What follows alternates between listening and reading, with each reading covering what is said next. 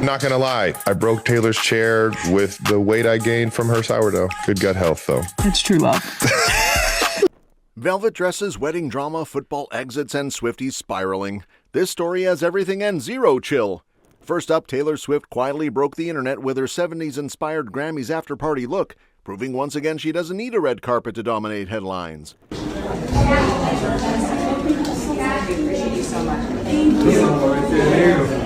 And then there's Taylor subtly cheering Travis on as he eases away from football mode, even as retirement whispers get louder. Are you kidding me? I think Taylor Swift's going to write a song about that one. And speaking of tension, Taylor is feeling hesitant about inviting Blake Lively to the wedding. And just when fans needed oxygen, Taylor announced a new music video, officially locking Swifties into meltdown mode.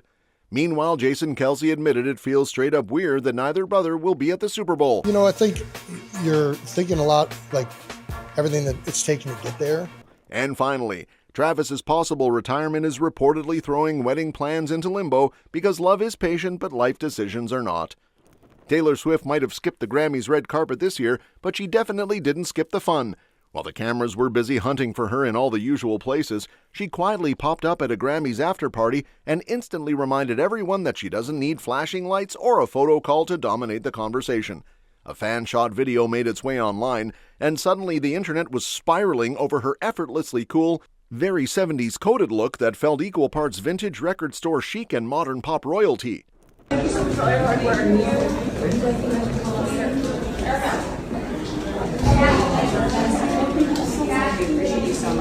Insiders say the crushed velvet mini dress she wore wasn't a random pull from her closet either. Taylor went with a black version of a dress she already owns in green, because when you find a silhouette that works, you double down. She had previously worn the green one out in New York, styling it with bold thigh-high boots, and this after-party appearance felt like the quieter, cooler cousin of that moment. Same dress, energy, different mood, zero overthinking. Sources close to the design shared that the whole idea behind the piece leans heavily into 70s inspiration, channeling the era when musicians lived in studios, made history, and dressed like absolute legends while doing it. The fabric does most of the heavy lifting, with crushed velvet bringing texture, movement, and a little drama without sacrificing comfort. The fit is meant to be flattering but wearable, which insiders say aligns perfectly with Taylor's current fashion mindset. Apparently, comfort was non-negotiable. The dress was designed to feel soft, stretchy, and easy, which explains why it keeps making repeat appearances in her wardrobe. Fashion watchers have also noticed that this isn't the only piece from the label she's worn before, quietly turning a small brand into a fan favorite just by showing up in it.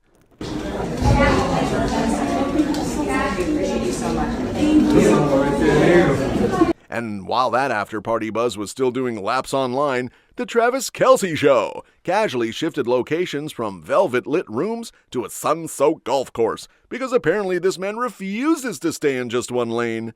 Travis stepped away from football mode and straight into golf guy era at the WM Phoenix Open Pro-Am, and insiders say he didn't just show up to vibe, he showed up to perform.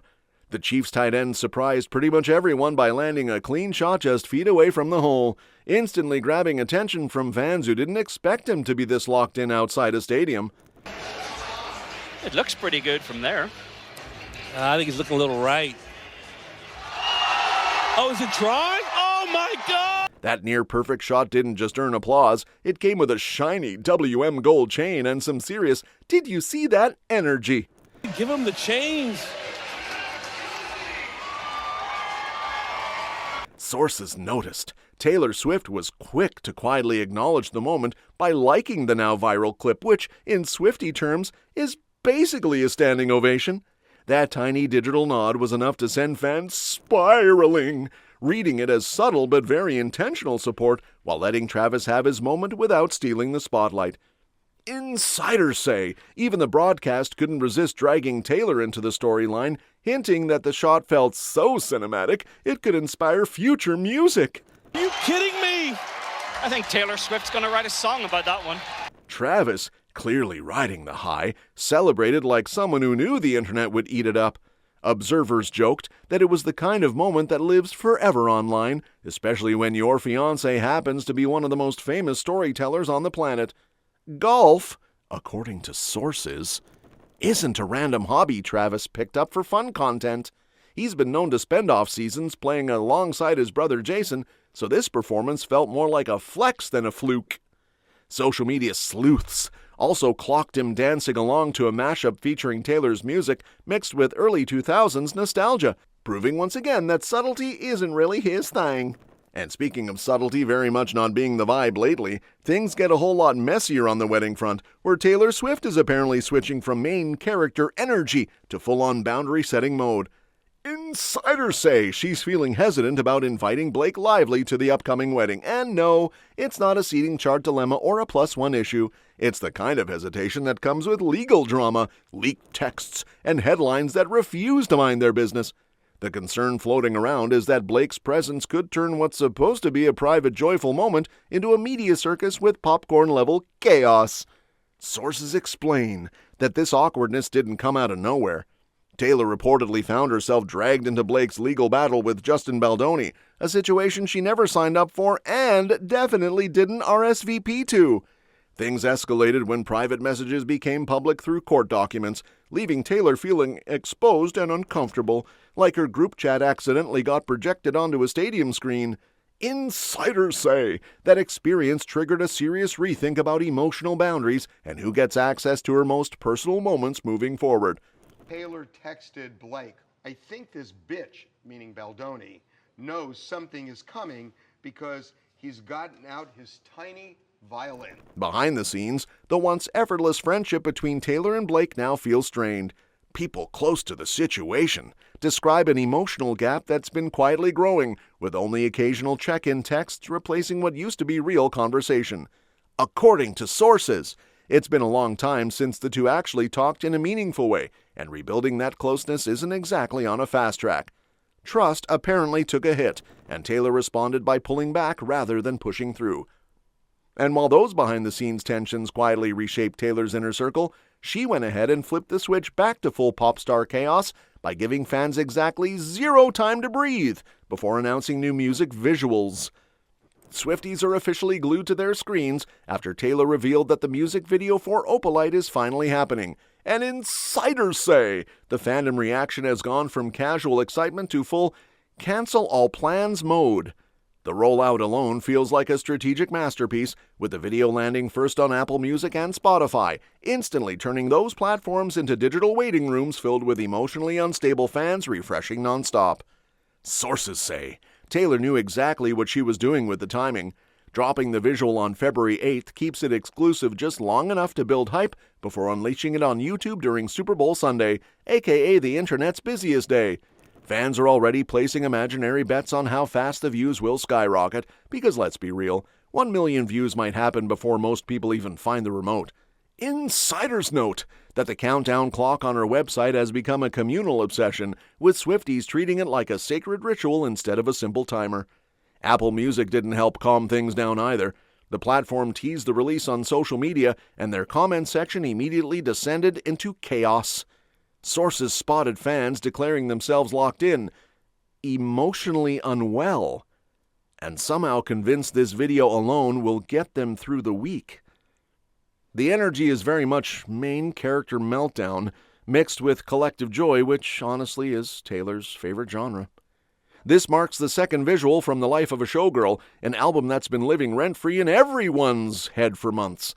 Insiders point out that the first video, tied to the fate of Ophelia, already set expectations dangerously high after its theatrical debut and chart domination.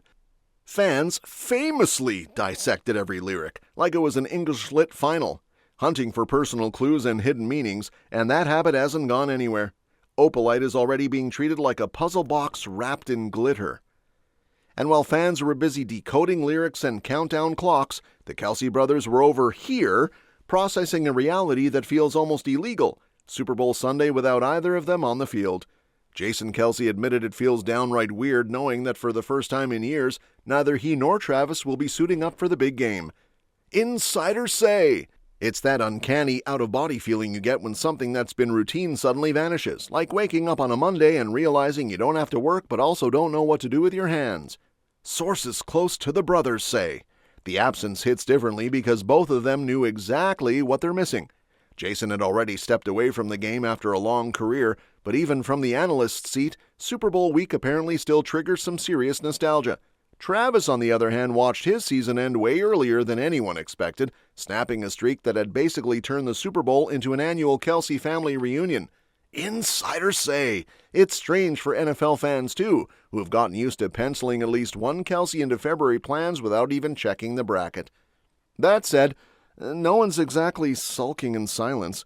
Sources say Jason is leaning into the chaos of Super Bowl week in a different way, juggling media appearances, podcast duties with Travis, and a packed schedule that feels more convention than football game. The spotlight quietly swings back to Travis, whose off-field questions are suddenly way louder than any stadium noise.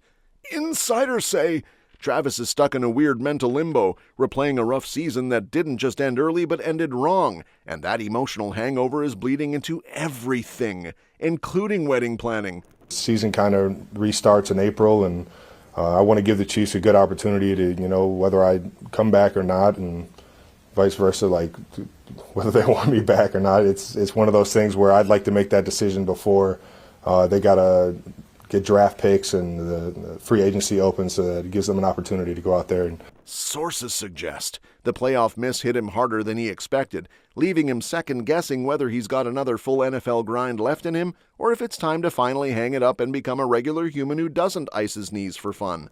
That uncertainty apparently has put big personal decisions on pause because it's hard to lock in venues and dates when you're still debating life chapters. People close to the couple say this year feels different from their first fairy tale run, with fewer wins, more frustration, and Travis going noticeably quiet when things don't go his way. Insiders noticed Travis even floating the idea of post-football life out loud, half joking about freedom while clearly testing how it feels. Add in teammates acting sentimental, fans reading tea leaves, and wedding rumors spinning out of control, and suddenly love, legacy, and retirement are all sitting at the same table, waiting on Travis to make the call. That's all for this video, folks. We'll see you next time.